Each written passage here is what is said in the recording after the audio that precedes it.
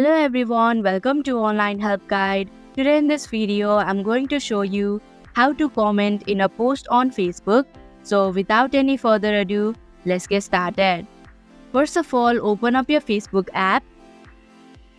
After you come across this home page, scroll down your screen. Now click on the comment option available in the post. Here type in a comment. The icons below the text box allows you to add picture or video from your camera roll, add GIFs, stickers and so on. Now tap on the blue arrow button in order to post your comment. And that is how you can comment in a post on Facebook. Thank you for watching Online Help Guide.